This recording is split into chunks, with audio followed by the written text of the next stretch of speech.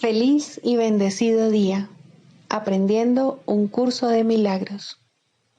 El secreto de la verdadera oración es olvidarte de las cosas que crees necesitar.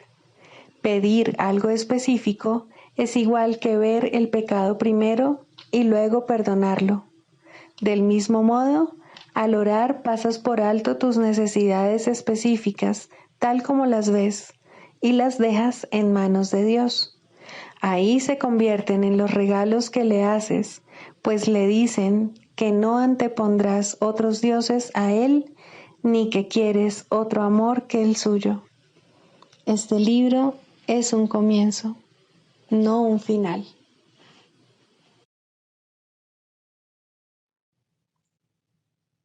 Del prefacio, que postula, párrafo 3.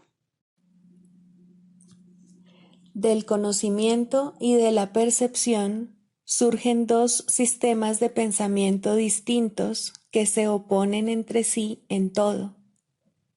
En el ámbito del conocimiento no existe ningún pensamiento aparte de Dios, porque Dios y su creación comparten una sola voluntad. El mundo de la percepción, por otra parte, se basa en la creencia en opuestos, en voluntades separadas y en el perpetuo conflicto que existe entre ellas y Dios. Lo que la percepción ve y oye parece real porque sólo admite en la conciencia aquello que concuerda con los deseos del perceptor.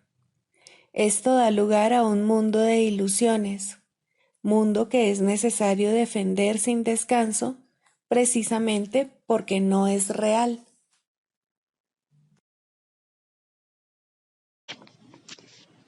Introducción. Este es un curso de milagros, es un curso obligatorio.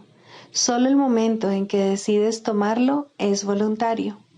Tener libre albedrío no quiere decir que tú mismo puedas establecer el plan de estudios. Significa únicamente que puedes elegir lo que quieres aprender en cualquier momento dado. Este curso no pretende enseñar el significado del amor, pues eso está más allá de lo que se puede enseñar. Pretende, no obstante, despejar los obstáculos que impiden experimentar la presencia del amor, el cual es tu herencia natural. Lo opuesto al amor es el miedo, pero aquello que todo lo abarca no puede tener opuestos. Este curso puede, por lo tanto, resumirse muy simplemente de la siguiente manera. Nada real puede ser amenazado. Nada irreal existe. En esto radica la paz de Dios.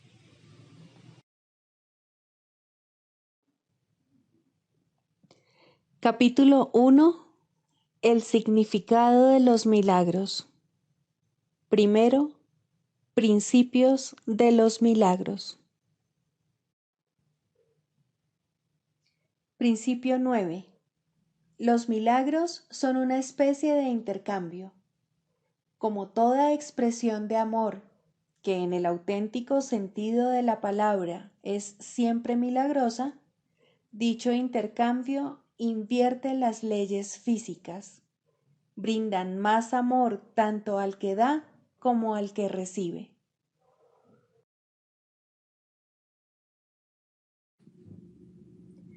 Capítulo 2. La separación y la expiación. Primero, los orígenes de la separación. La capacidad de extenderse es un acto fundamental de Dios que Él le dio a su Hijo. En la creación, Dios se extendió a sí mismo a sus creaciones y les infundió la misma amorosa voluntad de crear que Él posee. No solo fuiste plenamente creado, sino que fuiste creado perfecto. No existe vacuidad en ti. Debido a la semejanza que guardas con tu Creador, eres creativo. Ningún hijo de Dios puede perder esa facultad, ya que es inherente a lo que él es, pero puede usarla de forma inadecuada al proyectar. El uso inadecuado de la extensión, la proyección, tiene lugar cuando crees que existe en ti alguna carencia o vacuidad y que puedes suplirla con tus propias ideas en lugar de con la verdad. Este proceso comprende los siguientes pasos. Primero, crees que tu mente puede cambiar lo que Dios creó. Segundo, crees que lo que es perfecto puede volverse imperfecto o deficiente. Tercero, crees que puedes distorsionar las creaciones de Dios, incluido tú. Cuarto, crees que puedes ser tu propio creador y que estás a cargo de la dirección de tu propia creación. Estas distorsiones relacionadas entre sí son un fiel reflejo de lo que realmente ocurrió en la separación o desvío hacia el miedo. Nada de eso existía antes de la separación, ni existe realmente ahora. Todo lo que Dios creó es semejante a Él. La extensión, tal como Dios la emprendió, es similar al resplandor interior que los hijos del Padre han heredado de Él. Su verdadera fuente se encuentra en su interior. Esto es tan cierto con respecto al Padre como al Hijo. En este sentido, la creación incluye tanto la creación del Hijo por Dios, como las creaciones del Hijo una vez que su mente ha sanado. Esto requiere el libre albedrío con el que Dios le dotó, ya que toda creación amorosa se otorga libremente en una línea continua en la que todos los aspectos tienen el mismo rango. El jardín del Edén, la condición que existía antes de la separación, era un estado mental en el que no se necesitaba nada. Cuando Adán dio oídos a las mentiras de la serpiente, lo único que oyó fueron falsedades. Tú no tienes por qué continuar creyendo lo que no es verdad, a no ser que así lo elijas. Todo ello puede literalmente desaparecer en un abrir y cerrar de ojos porque no es más que una percepción falsa. Lo que se ve en sueños parece ser muy real. Lo que es más, en la Biblia se menciona que sobre Adán se abatió un sueño profundo, mas no se hace referencia en ninguna parte a que haya despertado.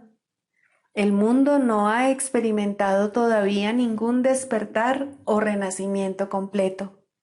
Un renacer así es imposible mientras sigas proyectando o creando falsamente. No obstante, la capacidad de extender, tal como Dios te extendió su espíritu, permanece todavía dentro de ti. En realidad, esta es tu única alternativa, pues se te dio el libre albedrío para que te deleitaras creando lo perfecto. Todo miedo se reduce, en última instancia, a la básica percepción errónea de que tienes la capacidad de usurpar el poder de Dios. Por supuesto, no puedes hacer eso, ni jamás pudiste haberlo hecho. En esto se basa el que puedas escaparte del miedo.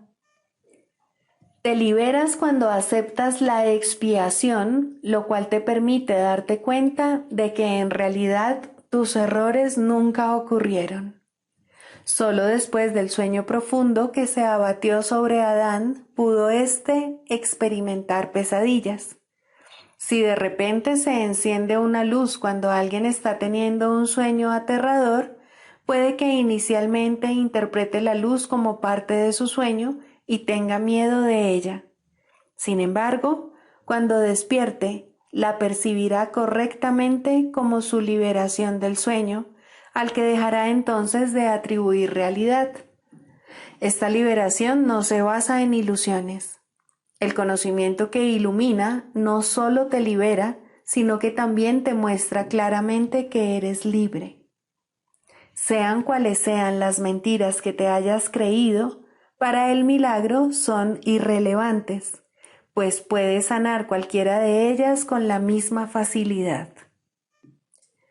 El milagro no hace distinciones entre diferentes percepciones falsas. Su única finalidad es distinguir entre la verdad por un lado y el error por otro.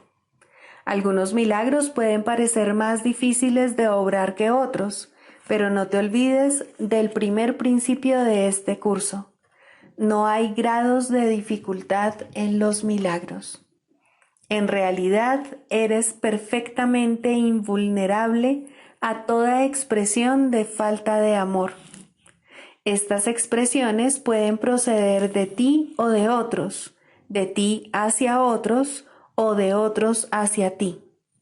La paz es un atributo que se encuentra en ti. No puedes hallarla fuera de ti mismo. La enfermedad es una forma de búsqueda externa. La salud es paz interior. La paz te permite mantenerte ecuánime ante cualquier falta de amor procedente de afuera y te capacita, mediante tu aceptación de los milagros, para corregir las condiciones que resultan de la falta de amor en los demás.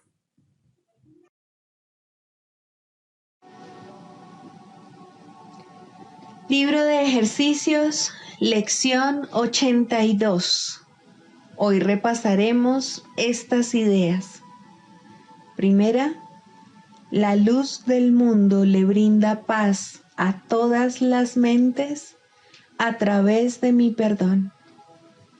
Mi perdón es el medio por el que la luz del mundo se expresa a través de mí. Mi perdón es el medio por el que cobro conciencia de la luz del mundo en mí. Mi perdón es el medio por el que el mundo sana junto conmigo. Permítaseme entonces perdonar al mundo para que éste pueda sanar junto conmigo. Algunas sugerencias para las aplicaciones concretas de esta idea son que la paz se extienda desde mi mente hasta la tuya. Y nombras a alguien. Comparto la luz del mundo contigo. Y nombras a alguien. Mediante mi perdón puedo ver esto tal como es.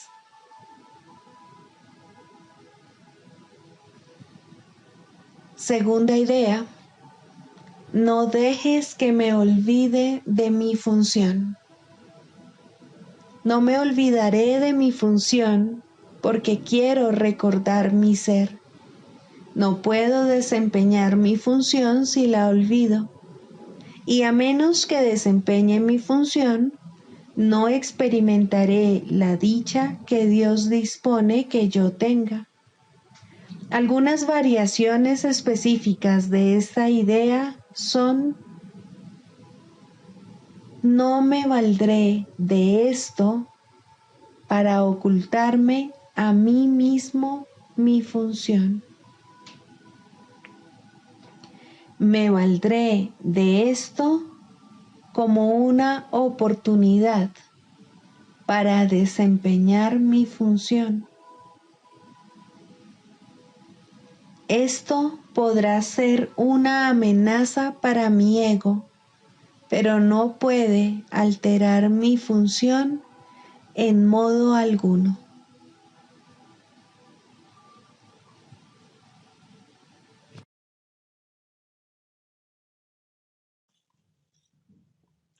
Del Manual para el Maestro, pregunta 4. ¿Cuáles son las características de los maestros de Dios? 3. Tolerancia. Los maestros de Dios no juzgan. Juzgar es ser deshonesto, pues es asumir un papel que no te corresponde. Es imposible juzgar sin engañarse uno a sí mismo. Juzgar implica que te has engañado con respecto a tus hermanos. ¿Cómo entonces no te ibas a haber engañado con respecto a ti mismo? Juzgar implica falta de confianza, y la confianza sigue siendo la piedra angular de todo el sistema del pensamiento del Maestro de Dios. Si la pierde, todo su aprendizaje se malogra. Sin juicios, todas las cosas son igualmente aceptables, pues en tal caso, ¿quién podría juzgarlas? Sin juicios, todos los hombres son hermanos, pues en ese caso, ¿quién se encontraría aparte? Juzgar destruye la honestidad y quebranta la confianza. El Maestro de Dios no puede juzgar y al mismo tiempo espera aprender.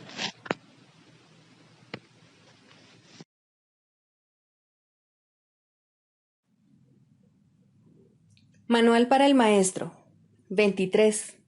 ¿Juega Jesús un papel especial en la curación? Los dones de Dios rara vez pueden recibirse directamente. Aún los maestros de Dios más avanzados sucumben a las tentaciones de este mundo.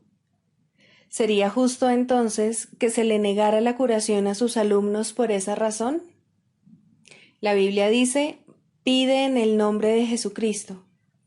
¿Es esto simplemente una invocación a la magia? Un nombre no cura, ni tampoco puede una invocación generar ningún poder especial. ¿Qué significado puede tener entonces apelar a Jesucristo? ¿Qué confiere el invocar su nombre? ¿Por qué forma parte de la curación pedir en su nombre? Hemos repetido en muchas ocasiones que alguien que haya aceptado perfectamente la expiación para sí mismo puede sanar el mundo. En efecto, ya lo ha hecho. La tentación podrá volver a acosar a otros, pero nunca a ese. Él se ha convertido en el Hijo de Dios resucitado. Ha vencido a la muerte al haber aceptado la vida. Se ha reconocido a sí mismo tal como Dios lo creó, y al hacerlo, ha reconocido que toda cosa viviente forma parte de él. Ahora su poder es ilimitado porque es el poder de Dios. De esta manera, su nombre se ha convertido en el nombre de Dios, pues ya no se considera a sí mismo separado de él. ¿Qué significa esto para ti? Significa que al recordar a Jesús, estás recordando a Dios. Toda la relación del Hijo con el Padre radica en Jesús. Su papel en la filiación es también el tuyo, y el hecho de que Él completó su aprendizaje garantiza tu éxito.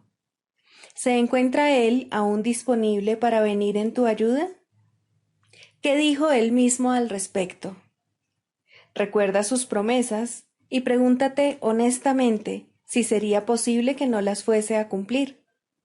¿Puede Dios fallarle a su Hijo? ¿Y puede quien es uno con Dios ser distinto de Él? El que trasciende el cuerpo trasciende también toda limitación.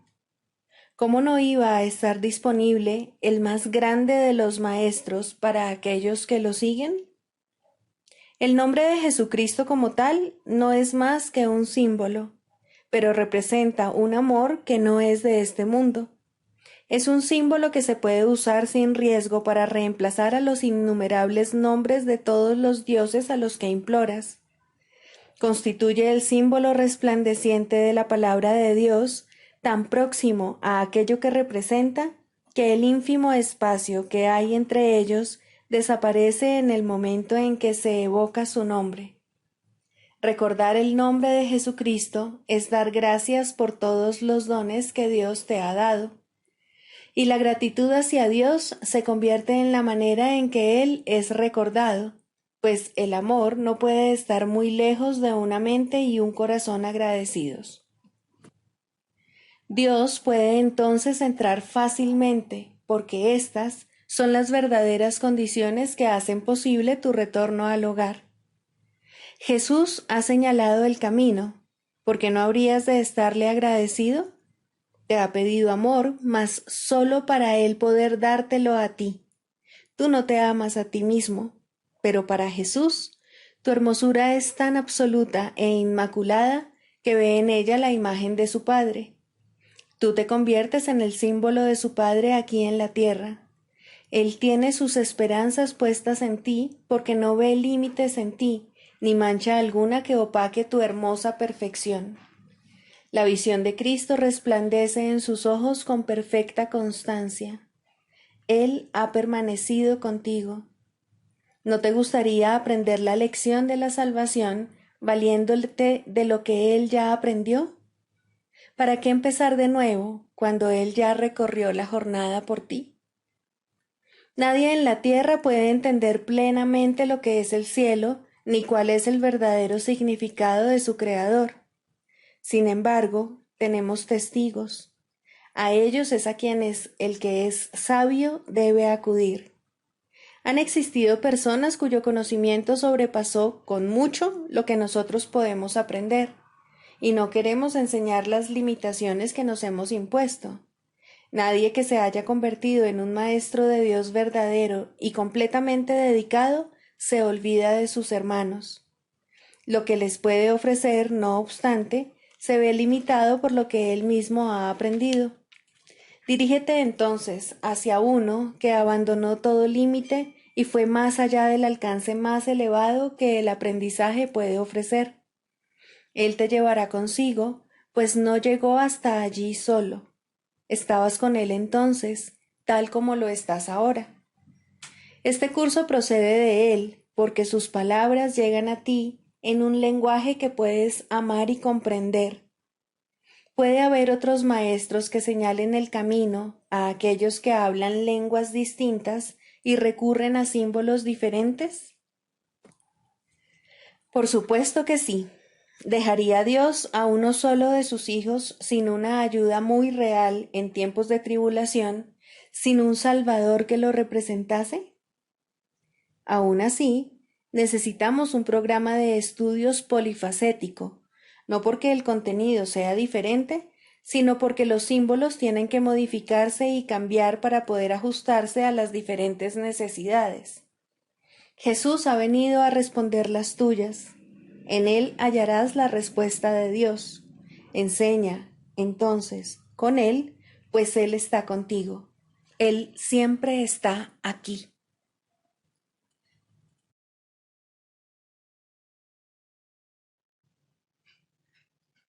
Clarificación de términos. El perdón, la faz de Cristo.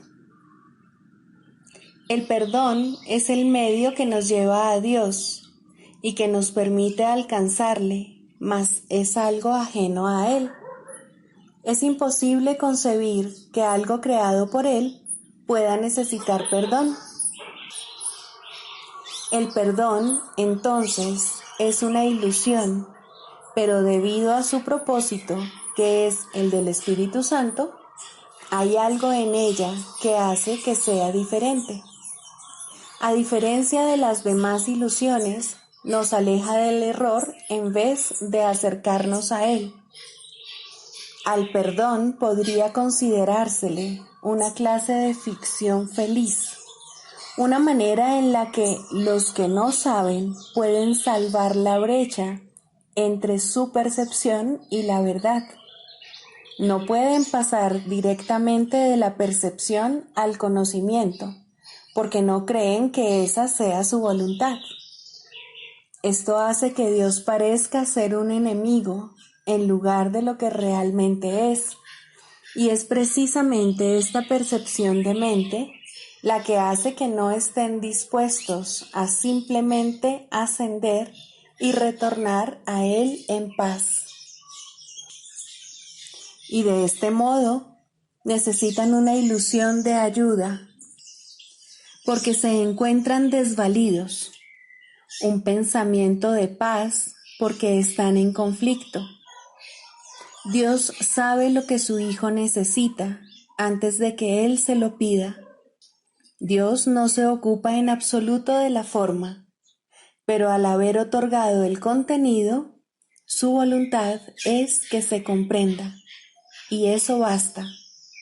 Las formas se adaptan a las necesidades, pero el contenido es inmutable, tan eterno como su creador.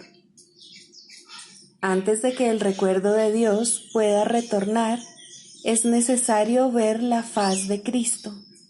La razón es obvia. Para ver la faz de Cristo se requiere percepción. El conocimiento no es algo que se pueda ver, pero la faz de Cristo es el gran símbolo del perdón, es la salvación, es el símbolo del mundo real. El que la ve deja de ver el mundo. Está tan cerca ya del umbral del cielo como es posible estar mientras aún esté afuera. Mas desde ahí, un paso más basta para entrar. Es el paso final, y ese se lo dejamos a Dios. El perdón es un símbolo también, pero en cuanto que símbolo exclusivo de la voluntad del Padre, no puede ser dividido. Y así, la unidad que refleja se convierte en su voluntad. Eso es lo único que aún está en el mundo en parte y que, al mismo tiempo, es el puente que conduce al cielo. La voluntad de Dios es lo único que existe. Lo único que podemos hacer es pasar de la nada al todo, del infierno al cielo. ¿Es esto una jornada? No, en verdad no lo es, pues la verdad no va a ninguna parte. Pero las ilusiones cambian según el lugar o la época. El paso final no es más que otro cambio. Por ser una percepción, es en parte irreal. Sin embargo, esa parte desaparecerá. Lo que entonces quedará será la paz eterna y la voluntad de Dios. Ahora ya no hay deseos, pues los deseos cambian. Incluso lo que una vez se deseó puede volverse indeseable. Esto es así porque el ego jamás puede estar en paz. Pero la voluntad es constante por ser el don de Dios, y lo que Él da es siempre como Él mismo. Este es el propósito de la faz de Cristo. Es el regalo de Dios para la salvación de su Hijo. Contempla únicamente esto y habrás sido perdonado. Cuán hermoso se vuelve el mundo en ese instante en el que ves la verdad acerca de ti mismo reflejada en Él. Ahora estás libre de pecado y contemplas tu impecabilidad. Ahora eres santo y así lo percibes. Y ahora la mente retorna a su Creador, la unión de Padre e Hijo, la unidad de unidades que se encuentra detrás de toda unión, aunque más allá de todas ellas. No se ve a Dios, sino que únicamente se le comprende. No se ataca a su Hijo, sino que se le reconoce.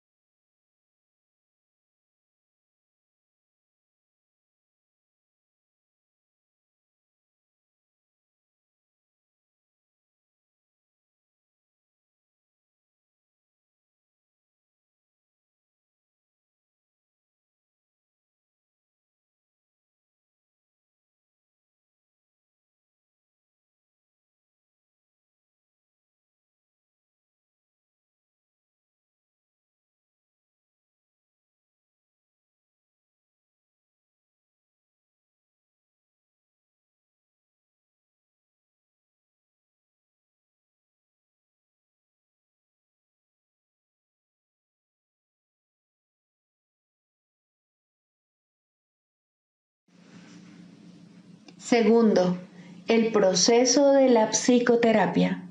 Introducción. La psicoterapia es un proceso que cambia la manera en que uno se ve a sí mismo.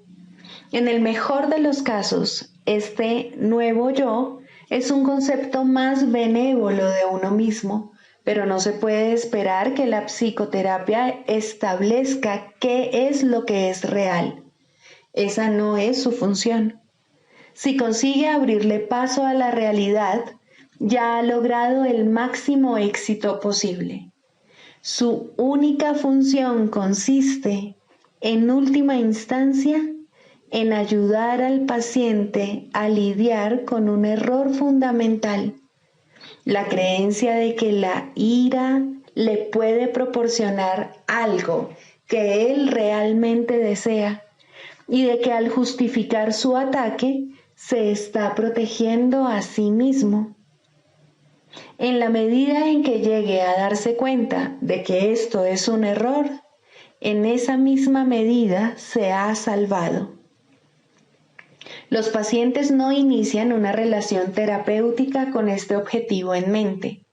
Por el contrario, tales conceptos significan muy poco para ellos o no necesitarían ayuda.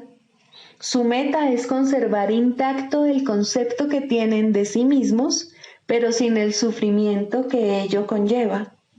Todo su equilibrio descansa sobre la creencia demente de que esto es posible.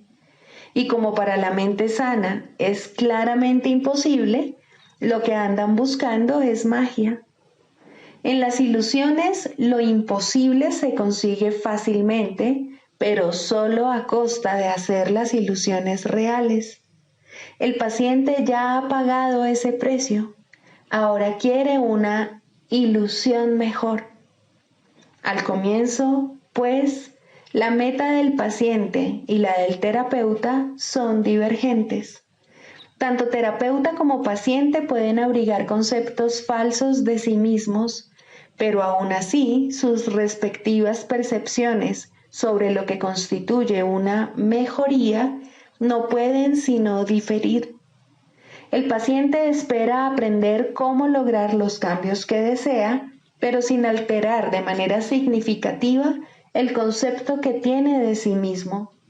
De hecho, espera que este concepto se estabilice lo suficiente para incluir dentro del mismo los poderes mágicos que busca en la psicoterapia. Desea volver invulnerable lo vulnerable e ilimitado lo finito. El yo que ve es su Dios y lo único que procura es servirle de la mejor manera posible. El terapeuta, no importa cuán sincero pueda ser, debe querer cambiar el concepto que el paciente tiene de sí mismo, de alguna manera que él considere real. La tarea de la terapia es reconciliar estas diferencias. Con suerte, ambos aprenderán a abandonar sus metas originales, pues solo en las relaciones se puede encontrar la salvación. Al comienzo, es inevitable que tanto pacientes como terapeutas acepten por igual metas poco realistas y que no están completamente libres de matices mágicos. Finalmente, dichas metas se abandonarán en las mentes de ambos.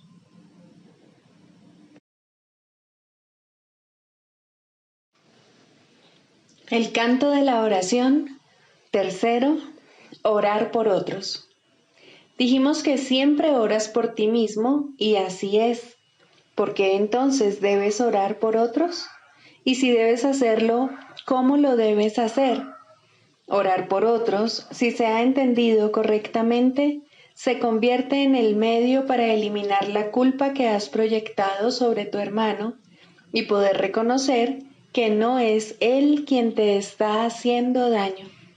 Antes de que se te pueda salvar de la culpa, debes renunciar al pensamiento venenoso de que él es tu enemigo, tu malvada contraparte, tu némesis. El medio para alcanzar esto es la oración de un poder creciente y metas ascendentes hasta que finalmente llega a Dios. Las formas iniciales de la oración en los primeros peldaños de la escalera no están libres de envidia y malicia, claman venganza, no amor. Tampoco proceden de alguien que entiende que son peticiones de muerte hechas con miedo por quienes atesoran la culpa. Invocan a un Dios vengativo y es Él quien parece contestarles. Nadie puede pedir el infierno para otro y Él mismo librarse de él. Solo aquellos que están en el infierno pueden pedir el infierno. Pero aquellos que han sido perdonados y han aceptado su perdón, jamás podrían orar de esa manera. En estos niveles, pues, la meta del aprendizaje no es otra cosa que reconocer que la respuesta a cualquier oración será idéntica a la forma en que la oración se hizo. Eso es suficiente. A partir de ahí, el paso a los siguientes niveles será fácil. El próximo ascenso comienza con esto. Lo que he pedido para mi hermano no es lo que querría para mí. Por lo tanto, lo he convertido en mi enemigo. Es evidente que este paso no lo puede dar quien no ve la liberación de otros como algo ventajoso y de valor para sí mismo. Puede aplazarse por largo tiempo porque puede parecer peligroso en lugar de compasivo. Para los culpables, ciertamente, parece una ventaja tener enemigos y este imaginado beneficio debe desaparecer si es que se ha de liberar a los enemigos. La culpa se debe abandonar, no ocultar. Esto no se puede hacer sin cierto dolor y tener un atisbo de la naturaleza misericordiosa de este paso puede llevar por algún tiempo a un profundo retraimiento en el miedo, pues las defensas del temor son temibles en sí mismas y cuando se reconocen traen el miedo con ellas. No obstante, ¿qué ventaja le ha reportado jamás a un prisionero la ilusión del escape? Su verdadero escape de la culpa radica únicamente en el reconocimiento de que la culpa ha desaparecido. Mas, ¿cómo puede reconocerse esto mientras la oculte en otro y no vea que es la suya propia? El miedo a escapar hace difícil dar la bienvenida a la libertad y convertir a un enemigo en carcelero parece ofrecer seguridad. ¿Cómo, entonces, se le puede librar sin que se apodere de ti un profundo miedo? Has hecho de él tu salvación y tu escape de la culpa. Tu inversión en esta forma de escape es enorme y el miedo de renunciar a ella es grande en verdad. Aquíétate por un instante ahora mismo y piensa en lo que has hecho. No olvides que fuiste tú quien lo hizo y quien puede, por lo tanto, dejarlo ir. Extiende la mano. Este enemigo ha venido a bendecirte. Acepta su bendición y siente tu corazón elevarse y tu miedo desaparecer. No te aferres al miedo ni a él. Él es un hijo de Dios al igual que tú. No es un carcelero, sino un mensajero de Cristo. Sé esto para él, para que él lo sea para ti. No es fácil darse cuenta de que orar para pedir cosas, posición social, amor humano, regalos externos de la clase que sean, siempre se hace para establecer carceleros y ocultarse de la culpa. Estas cosas se emplean como metas que sustituyen a Dios y por lo tanto distorsionan el propósito de la oración. Desearlas es orar por ellas. Uno no necesita pedir explícitamente.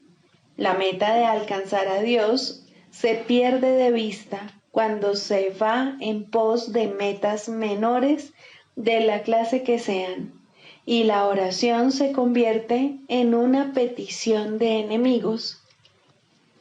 Incluso en esto se puede ver claramente el poder de la oración. Nadie que desee un enemigo dejará de encontrarlo, mas con igual seguridad perderá de vista la única meta real que se le ofrece. Piensa en el costo que ello supone y compréndelo bien. Todas las demás metas son a costa de Dios.